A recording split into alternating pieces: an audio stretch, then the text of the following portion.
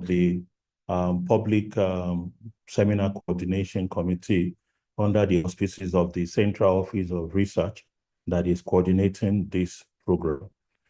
We have a very wonderful session for you today. We have in our midst a very erudite scholar and a professional at the level that will be needed to explain what we go through when we are sometimes overwhelmed in the office and we don't really know what is happening. So we want to discuss things that happens to us generally, and we may not even be aware of what is happening. I want to welcome to this forum Professor Fatai Badru from Unilag. Thank you, sir, for coming and participating in this program. We appreciate your presence. Also, I want to welcome my colleague, Director of University Research Office, Professor Babajide Odu. Thank you for sparing the time to be here. We want to, I'm looking and I want to see if the DVC or the VC has come on the link. I want to especially welcome Dr. Taiwo Ajayi, our speaker for today. He has been on the link for the last 10 minutes. Thank you very much for coming. Okay, the DVC is on. Before I do anything, I want to, before I just allowed because the DVC research innovation and development had to come out of a meeting to be here. And so I want to give him time to give us the opening remark, and I will do the profile of the speaker. Apologies, I'm not supposed to be the moderator today, but our moderator, the Dean of the Faculty of Nursing Science, just informed me not too long ago that she was called into a meeting that she cannot. She has to be at another meeting. That's why she's not moderating. So I'm about to take over the moderation. So the Deputy Vice Chancellor, Professor Akoni Akinyemi, is on standby. It's over to you, sir. Good afternoon, good morning, good evening, wherever we are. Let me welcome all of us to this very important monthly seminar by the Central Office of Research under the leadership of Professor Nino Oluwaranti. Thank you so much, sir, for all that you do. This seminar, as we mentioned, is to bring all of us together, particularly look into issues that are like common denominator to all of us. I know today we'll be talking about managing stress, particularly in workplace. Professor Oluwaranti will be doing the proper introduction of our guest speaker for the day. But on behalf of the Vice Chancellor, I sincerely want to appreciate the guest speaker. I sincerely want to appreciate the guest speaker for today. We want to thank you, and we want to also appreciate all those who have joined from far and near. Thank you so much, and we are looking forward to a very stimulating discussion on this platform.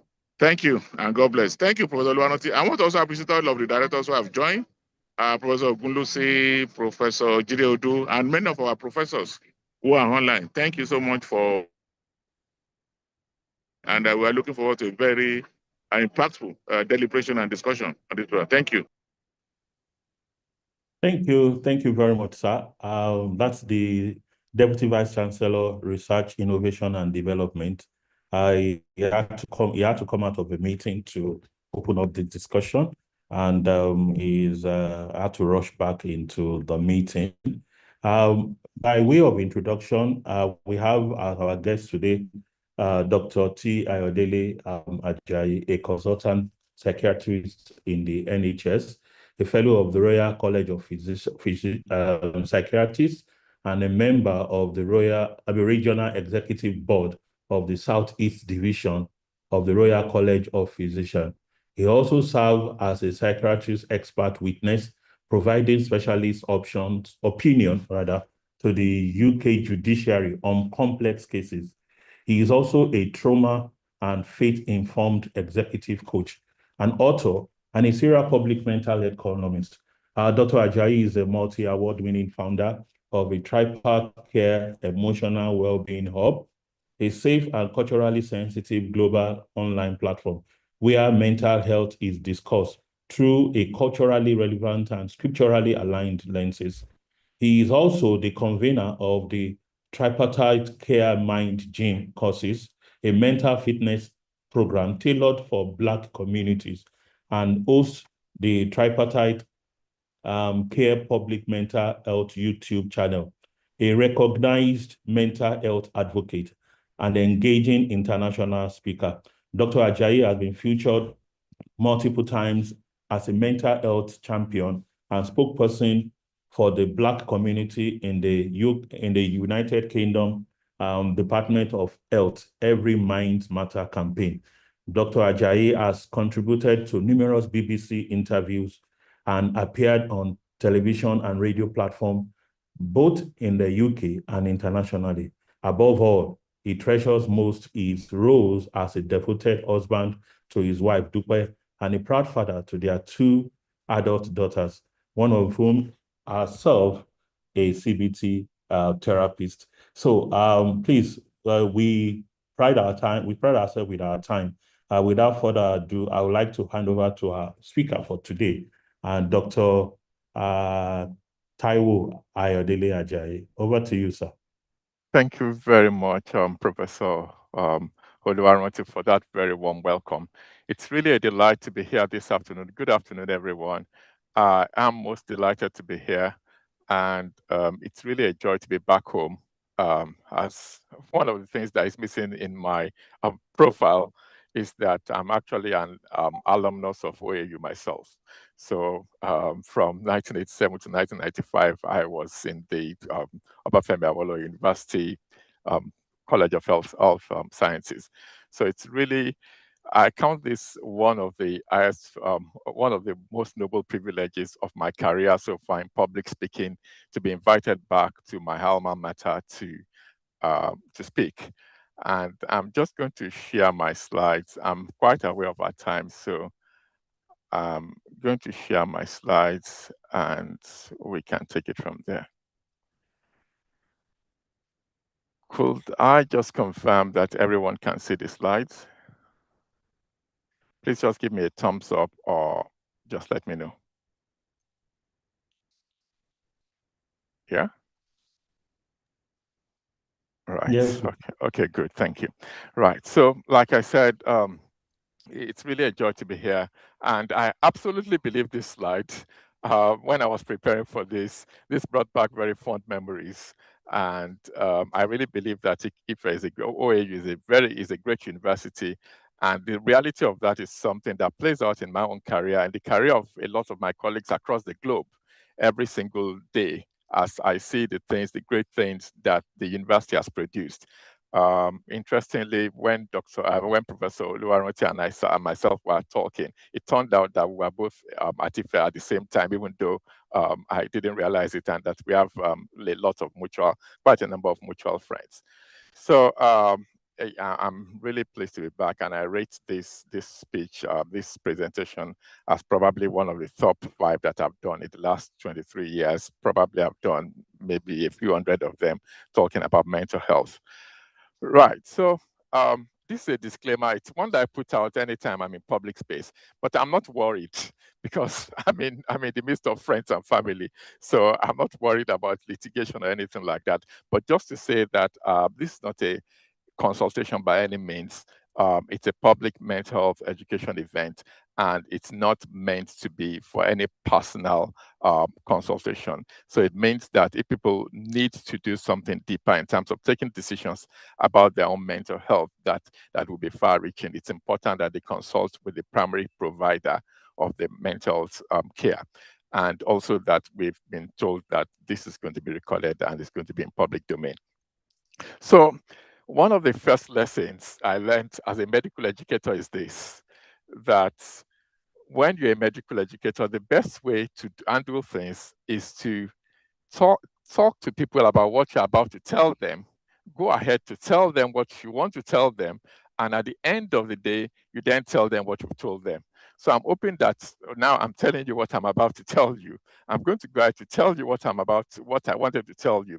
And then I'm going to give a summary. And that's basically what's work, really, because a lot of times we use certain languages that we become so used to, but we don't really check their roots. So what is work? What is stress? Stress is another one that we use often. Why is work stress important? What's the link between work stress and mental health and even physical health? And then how can we manage stress? I'm going to be sharing a model that I've used and that we use in tripartite care that we find it's an umbrella model and it works very well. And I'm going to share one personal reflections. Usually when I speak in public space, I try to be as human as possible. I'm not coming as somebody who has this so much clinical exposure and has been exposed to so much mental health that I don't have personal experience of work-related stress myself.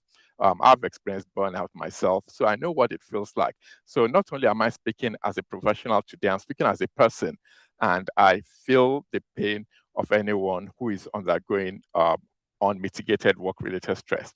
And then we're going to share some resources, and then I'm going to summarize again, as I said, and then we do a Q&A. All of that within a 40-hour span, so a 40-minute span. So let me just keep myself to time. Okay, brilliant, 12:17, right? Okay, so you see, the interesting thing is this, that a lot of us, I'm sure that, and I honor everyone who is on the call today. By the way, I know there are lots of senior colleagues, lots of professors, people who have really put in the hours. Maybe some of my senior medical colleagues as well who are here, or maybe some of my colleagues might even be here. So I do give honor to whom honor is due. And we do know, as people who present in public, I believe that most people who are in academia would one way or the other be presenting in public, that we have a law that is working against us. And that's the law that talks about the forgetting curve, that 50% of what I'm sharing now within the next hour will be forgotten if we are not active about the way we take it in. Sadly, 70% will be gone within the next 24 hours. And within the next week, 90% of them would have disappeared like you never had them before. That does not make me happy, but I can't do anything about neuroscience. It is what it is. But I can do something about the way you receive this information.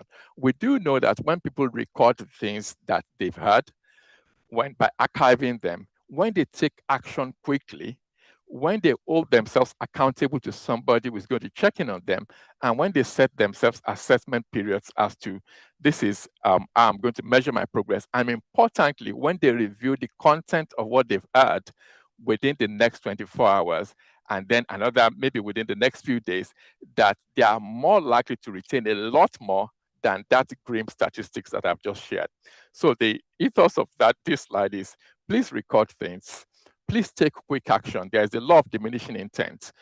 Maybe some of us might be aware of the work of the late American business philosopher, Mr. Jim Rohn, who said that the law of diminishing intent states that the longer you wait to take action on anything that you know you need to act on, the less likely you are ever going to act on them. And I'm sure that we can relate. The last conference we went to, the last training we went to, the last message we listened to, and we thought, oh, this is my moment. This is going to change me. It's going to transform my work, my life. But then it didn't happen because we didn't take step immediately. So over the course of this afternoon, very quickly, this can be a little framework. I'm just setting the background for what we're going to be talking about. But importantly, how am I going to use this knowledge? What's the new knowledge I'm getting? How am I going to apply it? When am I going to apply it? Why should I apply it? And what could hinder me from applying it? Also, what could support me? Because many times we get new knowledge and we're so enthusiastic about it, but we don't think about the ifs and buts, that life does happen. And there are things that could hinder us or enhance us. But importantly, what is the next simplest step that I can take this evening? After today, what's the next step I can take as an investment that I really mean business and I really want to manage stress? So what is work? Work is the way we've always known it. It's simply any activity that anyone engages in, no matter their gender, their age, their sex. that they involve, that engage, any activity that they engage in that produces a product or produces a service. That service or work could be used by somebody else or it could be used by themselves. And that includes employment, it includes unpaid training work, it includes volunteering. And that's the definition of work. Interestingly, it was only in 2013 that the International Labour Organization, which is an agency of the United Nations, defined what work is. So what is stress? And that's the crux of the matter. That's what we are talking about this afternoon. Stress, according to the Royal College of Psychiatrists, stress is the way that our body and our minds react when we are confronted, when we are struggling to cope with the pressures of everyday life, when we are struggling to cope with the pressures of work, when we are struggling to cope with the pressures of life changes, distressing life changes, sometimes important life changes, or also sometimes big events that sort of threaten to change the trajectory of our lives. When that happens, there are changes in our emotions, there are changes in the physical symptoms of our body, but importantly, there are changes in the way our body begins to operate. And some of those changes I'm going to look at very quickly. So stress has been given a bad name. And I know that might sound a bit interesting to you, thinking, but we're here to talk about work-related stress and how to mitigate it. How can you say stress has been given a bad name? Because there's good stress and bad stress. And many times the word stress, we've given it a bad name. Everybody thinks stress is bad. Stress is only bad when it's chronic and it's unmitigated and it's not managed and it's excessive. So stress only becomes a problem at work when it's unmitigated, when it's unremitting, and when it's excessive. That's when it causes possible physical problems, but also mental difficulties. And without mincing words, let's just call a spade a spade. Mental difficulties, work-related stress are very closely associated with mental difficulties. So it's not if and but, there is clear evidence showing that there's a link between chronic work-related stress and mental difficulties. So what is good stress? Good stress is really about, you know, when you get into a job and it's not stretching you, it's not challenging you, all the intellectual prowess you've got, all the masters and the PhDs, and some of us have 2 or 3 of them, all the thesis to become a professor, all the things, all the papers we've written. Sometimes we are in a job that is not stretching us, and that can also be as counterproductive. So that's a healthy form of stress. It's a place where nothing is really stretching you. But then we need to move from that place on the red left part of the column of the graph to a place where the work that we are doing is really stretching us, it's demanding our intellectual capacity, stretching that and demanding us, and we feel that we are contributing. As that stress continues, it gets to a peak. And when it gets to this level, that's where we are at our optimal performance. That's the period of maximum efficiency. When there is additional stress, maybe longer hours, maybe more lectures being taken on, maybe more supervision being taken on, maybe supervising a PhD candidate, anything that then adds to that pressure, what tends to happen is, rather than our performance improving, the performance begins to go down. And then we get into the period of strain. This is when we become hyperactive. We might not be able to sleep at night. We might not be able to eat well. We might not be able to turn off at night. It's just that it's almost like one is on a treadmill 24/7. It might begin to affect our relationships. When all of this is happening and nothing is done about it, then we get to the place in which there's emotional and physical exhaustion and burnout. Simply, burnout is simply 3 things. One becomes cynical about work. The work that used to give you joy and enjoyment and fulfillment becomes something that you just loathe. You just can't stand work, and you become cynical.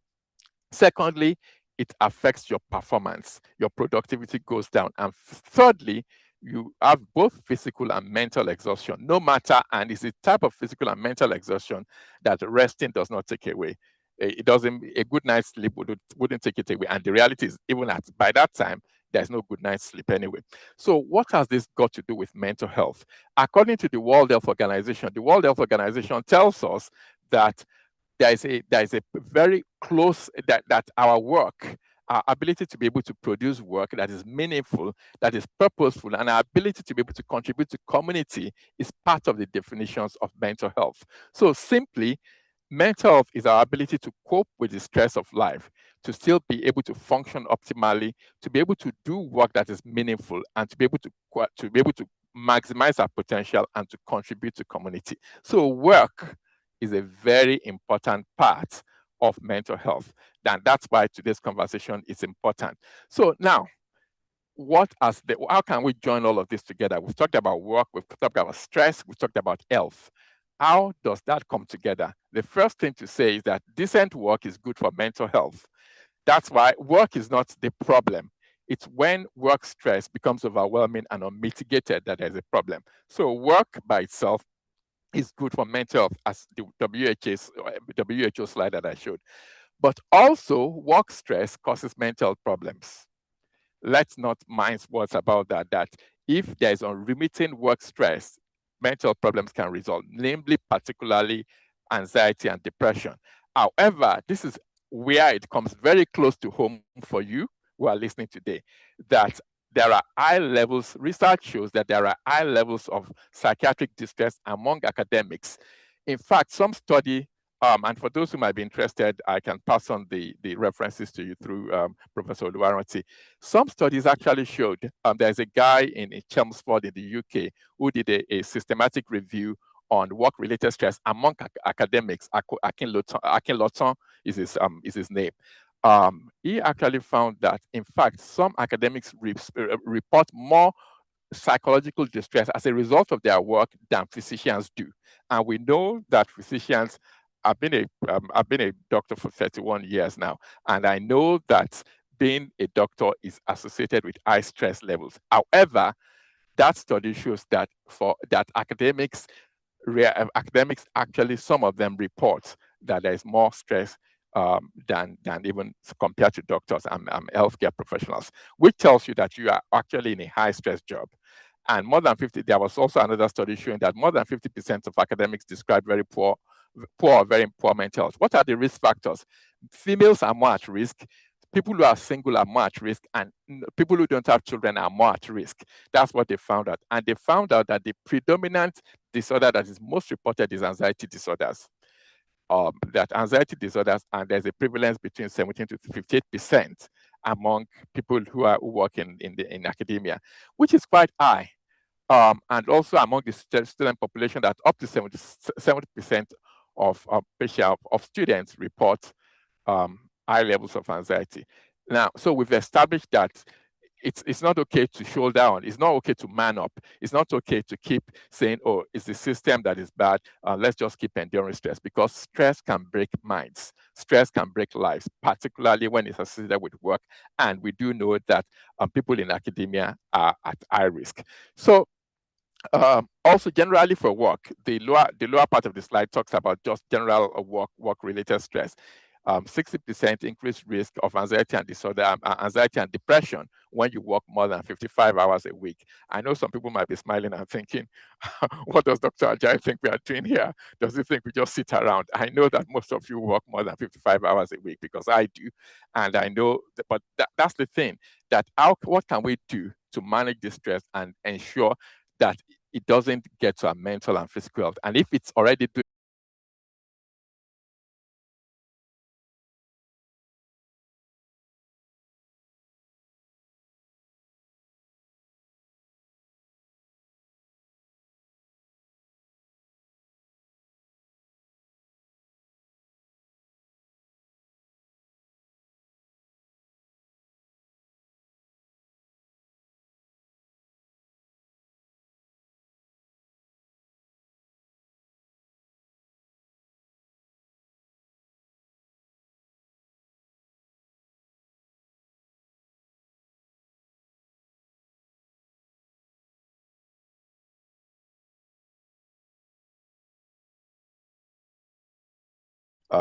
managing doctors, which it can be quite an interesting job, and also being a medical education lead. So there was quite a lot on my plate.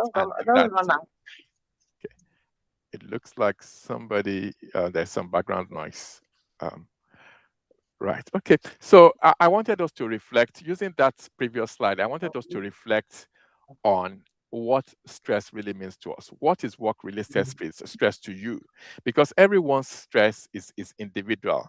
There are 8 billion of us on earth, and each one of us responds to stress in a peculiar way, and there's no one size fits all. So it's important for us to reflect, and I'm going to keep quiet in a minute, but the things I want you to reflect on is this: what exactly is work-related stress for me? What is the leading stressor or trigger in my line of work or in my work? Why is it a problem? And how do I know that I'm getting stressed? Is it that I'm not able to sleep at night again? Is it that I begin to snap at everyone, including my nearest and dearest? Because unfortunately, work-related stress spills from the boardroom into the living room and into the it spills from the boardroom into the living room and into the bedroom. It spills everywhere when there's stress, work-related stress.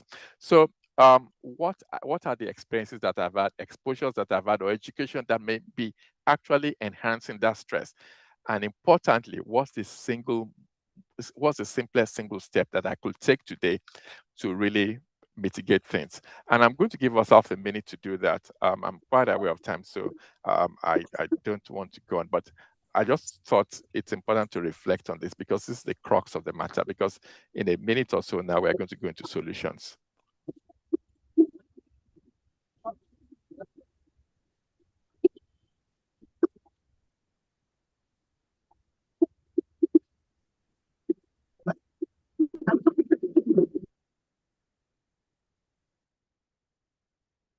Okay, right. So the question I now want to ask you is, how stressed are you? These are the things that can begin to sort of trigger thoughts and make you feel that maybe, are you taking on too much? Do you feel that your plates are so full that you are not able to be present? Do you have difficulty delegating? Are you an extremely competitive and aggressive person in everything that you do?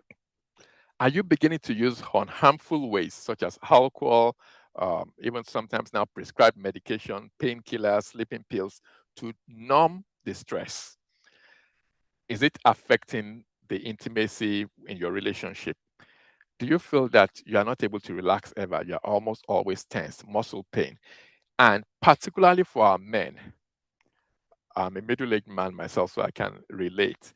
A lot of us men are carrying chronic stress. And rather than name it as stress, we name it as every other thing.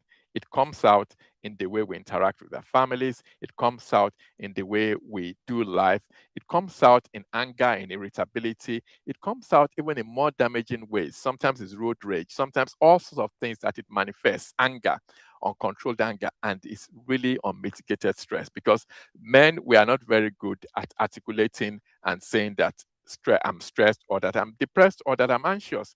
We don't have those languages, and so we tend to manifest them in other ways. So do you worry about little things, little events of the day, or when one of the giveaway signs is this: when everybody goes to bed and your head hits the pillow, then you begin to replay everything that happened over the course of that day. Maybe sometimes after a stressful day it could happen, but if it becomes a pattern and then for hours and hours you're not able to go to sleep, it may actually be that you are dealing with unmitigated stress that is beginning to take a toll on your mental health. And these are the things that can happen when it takes a toll: change in appetite, decreased libido, hypertension, dementia are all chronically are related to chronic stress responses. Heart disease, including heart attacks, type 2 diabetes, arthritis. In fact, we now know that chronic stress is associated with chronic inflammation, and chronic inflammation is the bottom line, is the pathogenesis or the background thing that goes wrong in most physical and mental difficulties. And of course, that can be manifested as addictions. Even obesity. We now know that if you are chronically stressed, you can't lose weight. You can go to the gym from now till tomorrow. You can eat healthy from now till tomorrow. You still will not lose weight, because your body, the hormones that are raging in the body are telling your body that it's not a time to lose weight, it's a time to hold on to the weight because there's a crisis.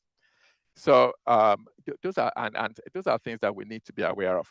And of course, addictions, and that could be from gaming to alcohol to nicotine to infidelity to moral failings, to pornography. We know that all of those things, particularly among men, that we can use chronic stress to address those things, which we can try to attempt to use those things to address chronic stress. Sometimes it's food, sometimes it's the internet. And what happens to the brain when we are chronically stressed? One, there's reduced brain volume. Particularly the frontal part of the brain. The frontal part of the brain is the executive part of the brain, the prefrontal cortex. That's the most beautiful and most creative part of our brain. It's the last part of our brain to develop, and is the one that is responsible for decision making, for self-control, for mood management, for emotional regulation, and it's the place where creativity occurs. It's the place where we do our best work. The sad thing is that when we are stressed for long enough, the prefrontal cortex begins to thin out. We begin to lose literally brain cells in our brains. The other thing that happens is that also the area of our brain that is associated with learning and memory, hippocampus, begins to also be tampered with, begins to thin out as well. And this is where it gets more scary. The part of our brain that is the alarm system, the amygdala, becomes hyperactive so that every molehill becomes a mountain. People who are chronically stressed misinterpret signals. Everything becomes a major disaster. Everything that doesn't go right becomes a life event. And the reason is because the brain has been tampered with, because chronic stress damages the brain. And that's the reason why we are doing this today. I'm beginning to wrap it up now because I'm aware of our time. So now, one of the things, and I encourage us to listen to this again and to look at the slides, do whatever you need to do to get this and to really do something about it. Because the challenge is that, I mean, let's face it, chronic stress is associated with diminished life expectancy as well. And the good thing is we can do things about it. There's something we can do. The little steps do add up in the end. And one of the things I encourage everyone to do when they're feeling that way is to think about the cycle of control. Currently, we've looked at what exactly is it that makes me stressed at work. The next question is, what can I do about it? And this cycle of control or resilience exercise is a good one to do. One, look at all the things that are happening, all the stressors in your work. Categorize them into two circles. One of them, the inner circle, is what I have control over. The outer circle is what I don't have control over. I don't have control over how many lecturers I employed. I don't have control. Really, I may not have that much control over my workload, but I may. I do not have control as much over the climate I work, whether ASU goes on strike, and none of those things do I have control over. But rather than focus on the things that I don't have control over, we know that stress, one of the key principles of stress management is to focus on what you can change. Because when you focus on what you cannot change, you keep feeling disempowered. And as long as you feel disempowered, you're on the back foot when it comes to managing stress. So it's important to focus on it. And then when we look at the things that are within our circle of control, let's rate them. Is it that I don't like supervising this PhD candidate who is so rude? Or is it that my boss is insubordinate? What exactly? Or I have maybe I have a graduate assistant who is insubordinate, or who doesn't do the work, or who doesn't pull his weight, or who doesn't know what they are doing. What exactly is the stressor, and which of them is the top one? Let's rate them 1 to 10. And after I've rated them 1 to 10, which is the first one I want to take on? Just take on one at a time. Interestingly, usually, if you take on the most important one, many times what people find is that the other ones that are under might actually fall into place. And I know this sounds very theoretical, but I challenge you to put this into practice in your line of work. And if you would do it the way it should be done, then I guarantee you that over time, there will be results. Over time, there will be results in the way we respond to stress and the way we even manage it and identify it. Importantly, this is one of the things I want to say about these slides is that our work, that's the task. Our work is right at the pinnacle, it's right at the top. And the interesting thing is this, that it's built on all the other foundational things. If any of this has not been addressed, it's difficult to manage work stress because many, many times it's not the work that is the stress. Many, many times we find out it's the underlying things. People don't cave in just under work-related stress. It's when there are other things that are happening that things become a problem. So we can, because of the time, we can't look at every single one, but I'll just look at a few of them. Trust. You see, we know research shows us that when we adopt a spiritual approach, and I'm not talking about going to church or going to the mosque here or praying or not praying, that's part of it, but that's not what I'm talking about here. That when we adopt a spiritual approach to work in terms of my work as a purpose, it has a meaning that people who are like that tend to get more fulfillment from work even when it stretches them. That there is a purpose I'm building. For instance, now when I think about all the professors that taught me, Professor Roger Makonjola, Professor Bode Balogun, Professor Bayo Adetiloye, Professor Ade Jigbe. When I think about all those people now and I look back, really, when they were teaching me, they were building the next generation of doctors. They were building, in fact, the next generation of healthcare shapers globally. I mean, when I think about the impact that my colleagues are making across the globe now, and at the time, I'm sure it would have been stressful, it would have been demanding. But it's about sometimes managing stress is about what is called a cognitive reframing, about looking at things in a different way and putting a different spin and meaning into it. So that happens. So it's important for us, what is the meaning of my work? What do I enjoy about it? How can I incorporate that more into my work? I enjoy teaching. Public speaking is not a big deal to me. I enjoy it and I try to do it as much as possible. That's why I host an event on mental health every single month, which I'm going to share with you very shortly. And I try to teach as much as possible. I teach a lot of medical students and all of that. That's something I enjoy, and that's something that tempers the stress of being a psychiatrist with all the baggages that come with that.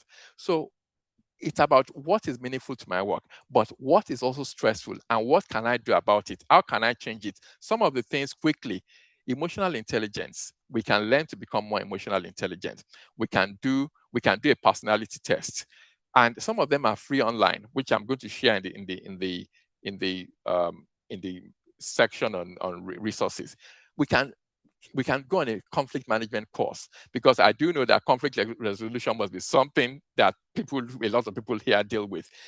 And those are the things that we can do, because sometimes in managing stress is about also developing ourselves to be able to face the thing that is causing the stress, so that we are more equipped to face it.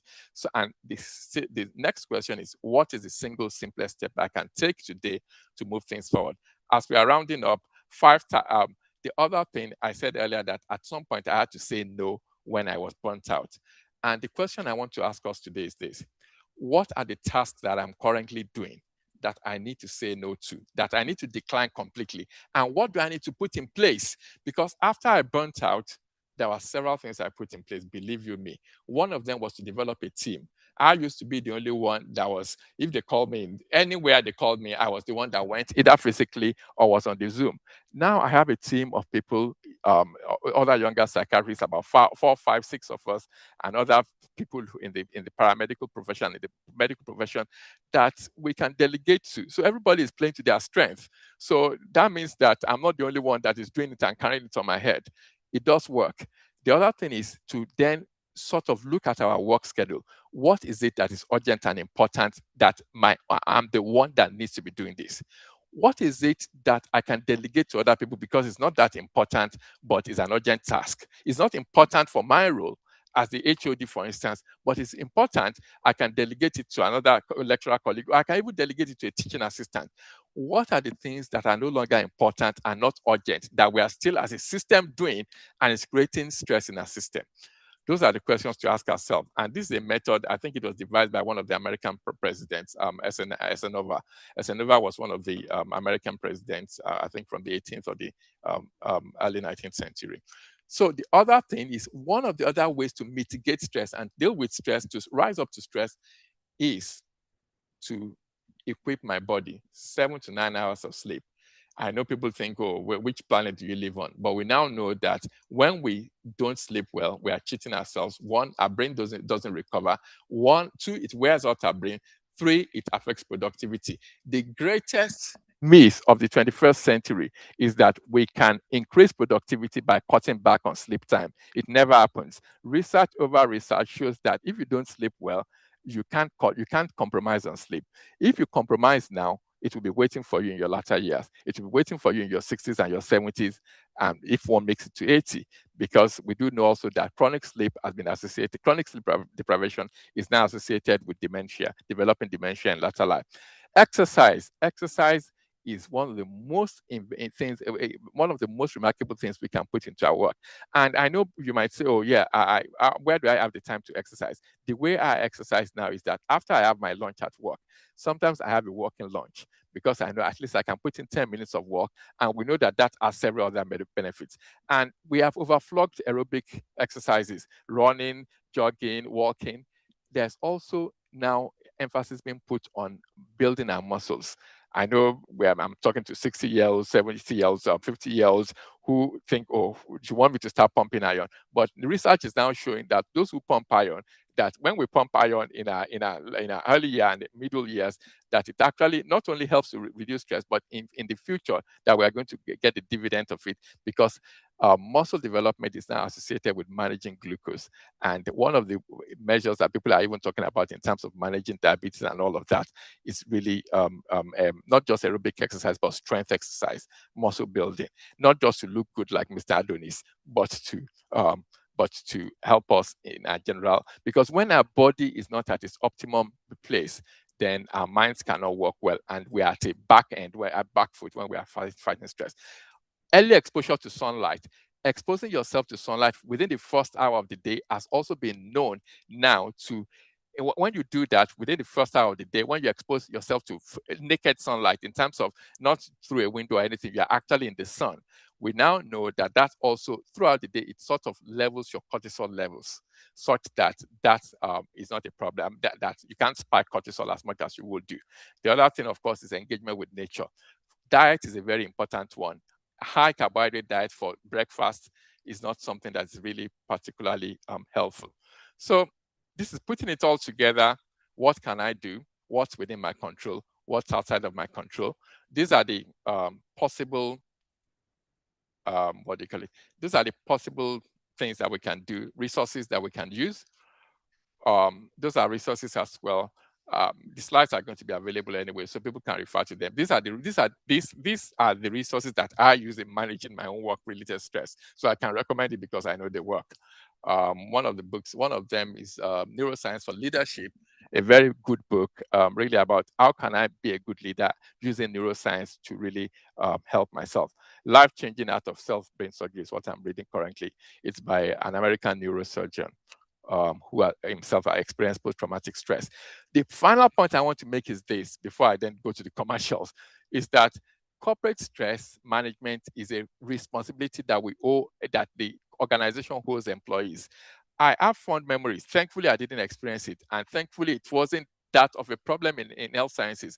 But I have fond memories of colleagues who were in other courses when I was in university, whom, when they told them who was going to be the lecturer supervising them for their project, their heart sank, because they knew that it was trouble, because they were difficult people, and they were people who were difficult to deal with.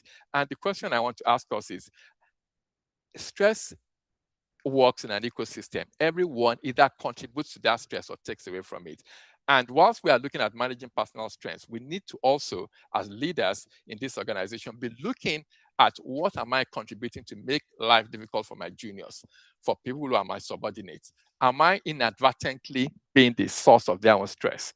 Because it may well be that whilst we are talking about our own personal stress, maybe we're actually the source of stress that somebody has named today. These are the all the other things that Tripod Care does. We do coaching, we do workplace mental coaching, we do public health speaking. I think this is a suite of courses. Bullying in the workplace, I think, should be a relevant one to follow after this particular lecture, I think. And that's a WhatsApp group that I operate for leaders all over the globe.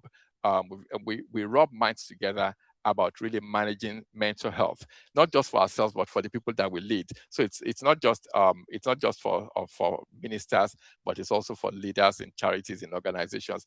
And that's a generic one, particularly. It's also another WhatsApp support group. We have a book club.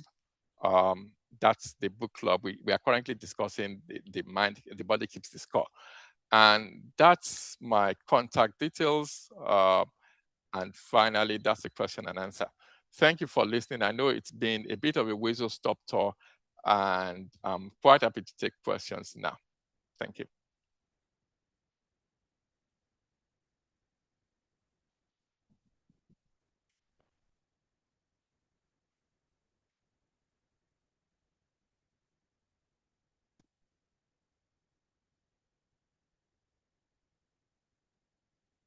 Can people still hear me?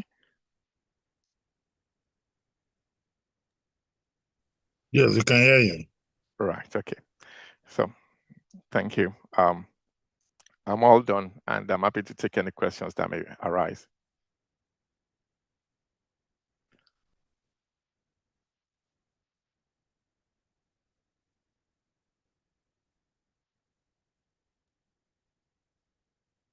Can I ask a question?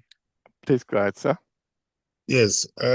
When you were talking with the permission of the organizers, when you were talking about the issue of the brain and stress, you mentioned hippocampus, amygdala, and so on and so forth, maybe cerebral cortex. Yes. I want to say that maybe in terms of maybe reticular formation on limbic system, we say dentate gyrus, cingulate, and a few others may also be adversely affected. Since the brain itself for adults is about 150 grams until it begins to deteriorate over a while.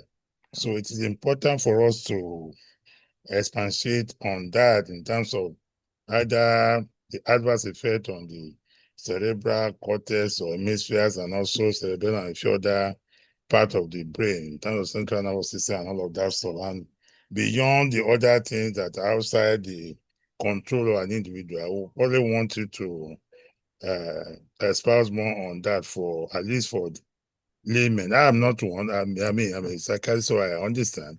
But I just feel you should be able to explain in the layman's language for others who are also listening to our conversation about that, so that the stress and organizational stress can be mitigated and ameliorated. Thank you very much for the opportunity to speak. Okay, thank you very much for that, sir, Professor Badru. Yes, I couldn't agree more that chronic stress, as I said earlier, affects every aspect of the brain. So basically, the brain becomes thinner. The frontal part of the brain, as I explained earlier, will begin to also become thinner, which means that the area that is responsible for decision making, if that progresses, we actually become poor decision makers. We also find it difficult to manage our emotions. We could be having anger outbursts. We could be feeling very irritable. We could be feeling keyed up all the time. And so generally, it impacts generally on every aspect of the brain. I also talked about the fact that the amygdala, for instance, becomes really hyperactive, which means that one is more prone to stress. So all of those things. Can you mute yourself, please? Right. So one is also Sorry. more prone. It's fine. One is also more prone to. One also has a difficulty managing stress. So, and of course, I think the other thing that is also important is to think about the physical impact of stress, not just on the brain, but also on the body generally. In terms of, we do know that one, I've talked about obesity, for instance, that can be a problem. Chronic stress is now also associated with people, a high risk factor for developing diabetes, high blood pressure, all of those things, heart attacks. So there's quite a lot of reason to manage stress and not to let it go unmitigated. Thank you very much, sir, for that point. Thank you very much, Dr. Ajayi, for the presentation. Thank you for being understanding with our situations in our environment that the network has been on and down, up and down. So we thank Professor Badru for the question. If you have other questions or comments, kindly indicate maybe by show of hands, and the we can unmute you to ask the question if you are, or you can unmute yourself.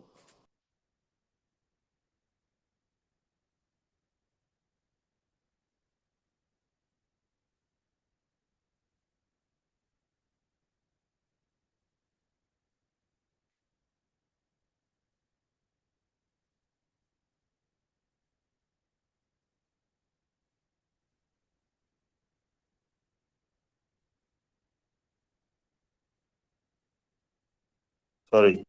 Okay, sorry. While others are thinking about the questions they want to ask, I look at the presentation, and the question I wanted to ask is, for some people, it's still, this, how do I put it now? People that is, it's difficult to say, those who are, that is like difficult to say no. How do you decline when sometimes you have a situation where I have colleagues that um, let me just say it's difficult for them to say no when it's even not healthy for them. So how do you manage such situation when it can be counterproductive for your health? Thank you. Yeah. Thank you very much. I think that's a really very important thing, and it's also very relevant in African society. And I think the first way to think about it is this: that people who have a difficulty saying no, it's not a personal defect. It's actually a lot of times a coping mechanism. A lot of people have had childhood trauma, and that's the way they survived, being able to say yes.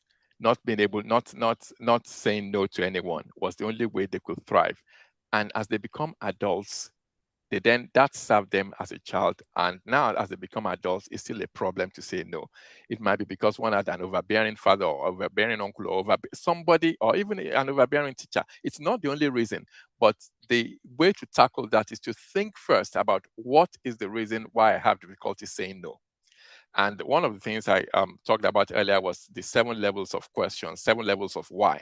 Keep asking yourself, why do I have difficulty saying I want people to like me? Why do I want people to like me? I don't want to hurt people. Why do I want people to hurt me? Why don't I want people to hurt me? After one continues, one can actually find out that um, there is a deeper meaning for people pleasing. It's called people pleasing. And the next thing I think to think about on people pleasing is this: that is not going to change overnight. It's going to be saying, one of the ways to deal with it is to learn to say no in an acceptable way. Sometimes when I say no to meetings, I give an alternative. I'll say, oh, I don't think I'm the best person to give this presentation. I know X, Y, and Z who can. Do you want to speak to them? I can make the links. So the person doesn't feel I've said no because I'm making the links, or that really this is not going to serve your purpose well. I'm not the best man for the deal. Let me get you somebody else, or look further afield. In that way, where I'm saying no, but I'm saying it in a very sophisticated way so that the person doesn't feel offended, but I'm still not putting myself into trouble and doing the things that I'm not able to cope with. So I feel it's about finding methods of saying no, but also recognizing what is the reason why I have a difficulty saying no. What are the boundary problems? And actually, I think I've got a video on my YouTube channel on that in terms of talks. I think it's called Toxic Relationships. It's worth checking out. Thank you very much, sir. I've seen no, I've not seen any question on the chat, and so I have one question that I would think that I'll ask, and we round up. Now, when you said about circle of control, you talk about the things we can control and the things we cannot control. How do you cope with a work environment? Because a work environment can also be stressful. A work environment that you don't have control over it, but every day you come to work, that environment has already given you a kind of put you in a kind of situation that you know, how do you handle that? And after this, I will allow Dr. Orishajo to ask his question. Thank you. Okay. All right. Thank you very much, because that's a very important question. The reality is that many work-related stress is not a place stress, it's a people stress. That's the reality of life. many of our work-related problems is not the work. Everyone who is on this platform have the capacity, the intellectual ability to deliver on the work that is before us. It's managing human beings that is usually the problem. And there are a few ways to go around that. One is, what can I change? But if there's nothing I can change my attitude. Because sometimes that's the only thing I can change to save my own sanity. That I know, really looking at it in a very pragmatic and holistic view, that, okay, I'm here, stuck here at the moment.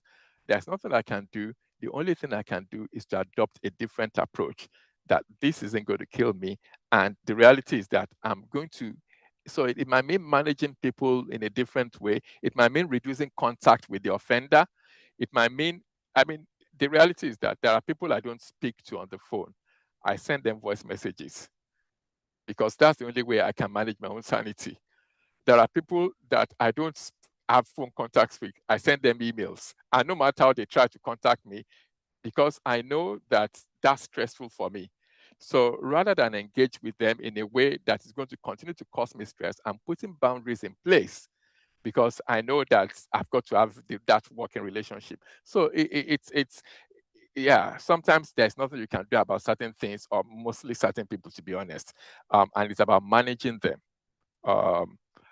There's a book by somebody Townsend called Boundaries. It's a good one to think about. I think it's called Townsend. Henry Townsend. I think it's Henry. Yeah. Okay. Thank you very much. Dr. Orishajo, please, you can unmute yourself.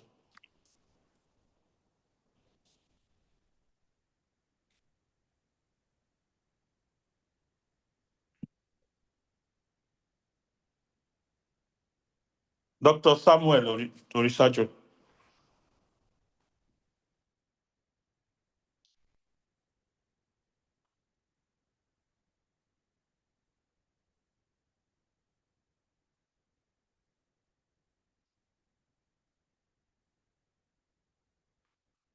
Okay.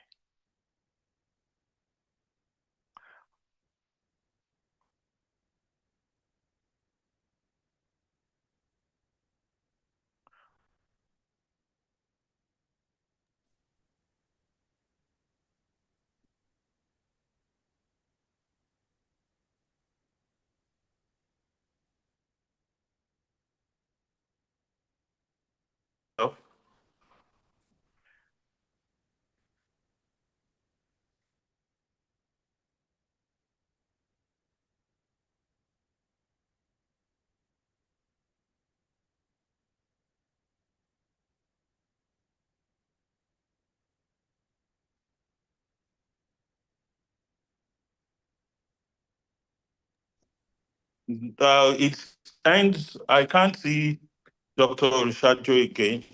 Right.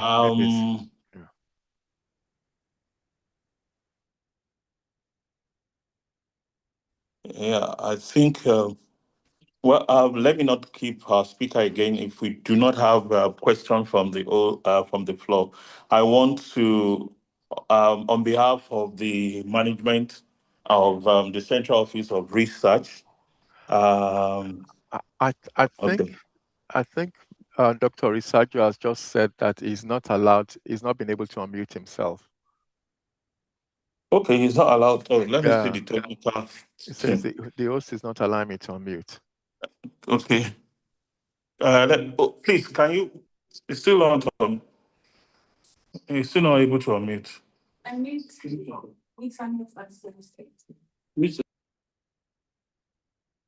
We are having some technical challenges here. Maybe if he can type it.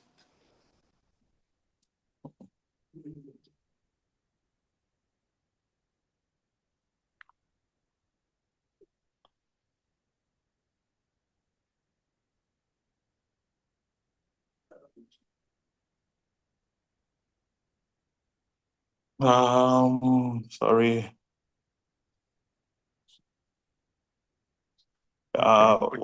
Okay, we are having, okay.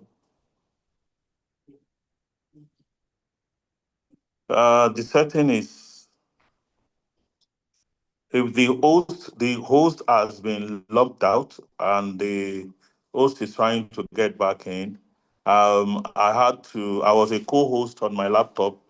When that connection was not working, I'm currently connected on my phone, and on my phone, I'm not the co-host. So Oh. I think he has asked his question: what is the thin line between beneficial and toxic stress? Yeah, thank you. That very important question. I think the thin line is when it begins to take a toll on physical and mental health. So as long as performance keeps increasing, so two things, performance will begin to dwindle, like that slide that we showed. The performance peaks and any additional stress will be just the performance goes down. As soon as performance begins to go down, we know that it's becoming toxic.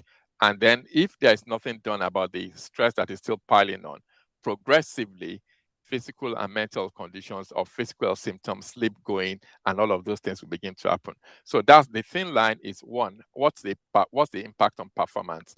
Secondly, what's the impact on physical health and mental health, particularly mental health? When the sleep goes, sleep, when we can't turn off at night, then that's the warning sign.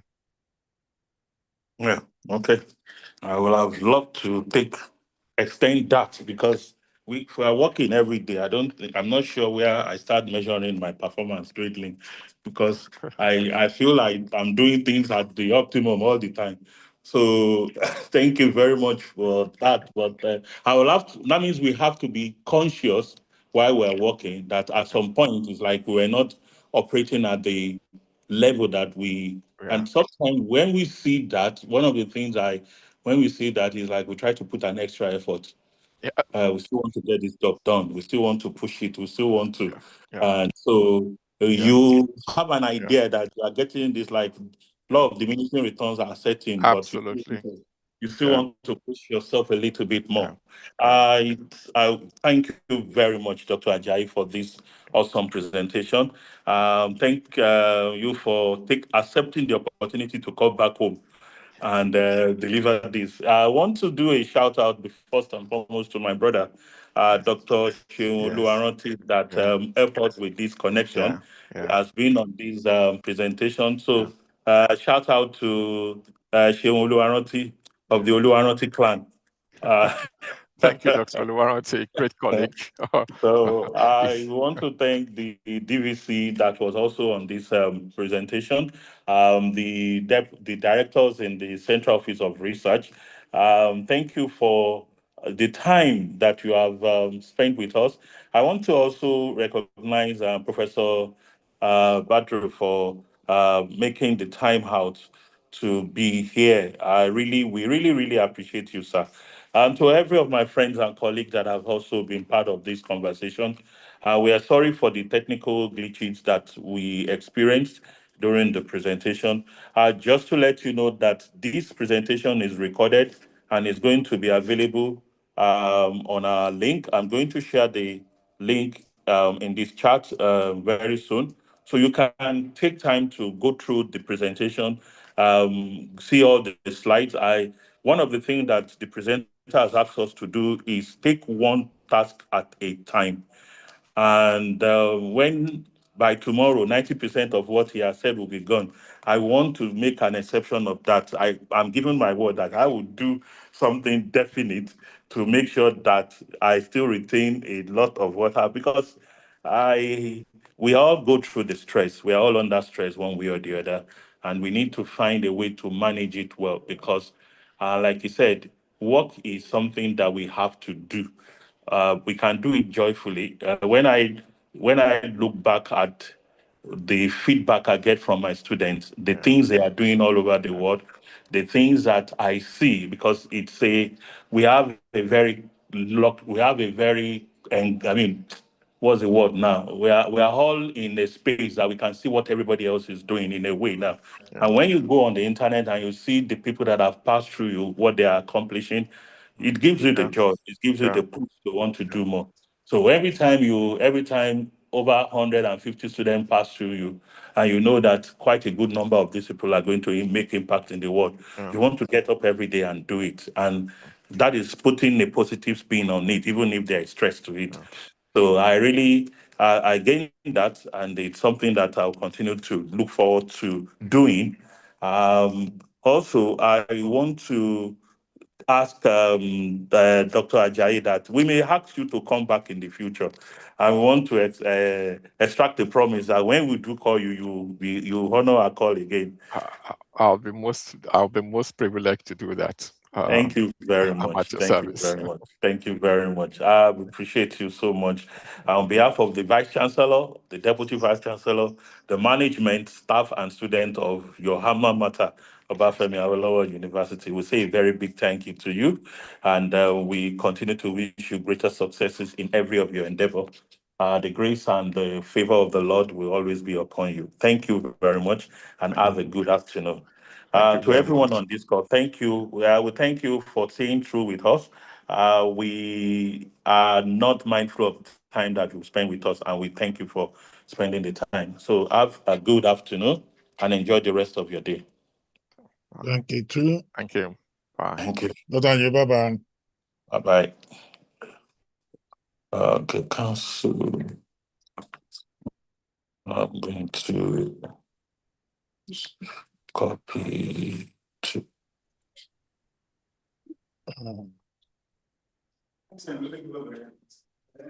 I want to. Professor Luanti, I hope you're going to share the slide later. No, I'm sharing the YouTube link now. Okay, that's fine. I'm sharing the YouTube link. It's going to be on the. It's going to be on the message now. Fantastic. So that you can always go to the YouTube channel and download it. Okay, good. I'll send the YouTube link. Okay, that's fine. Okay, thank you very much. You're welcome. God bless. Okay, bye for now. Yeah.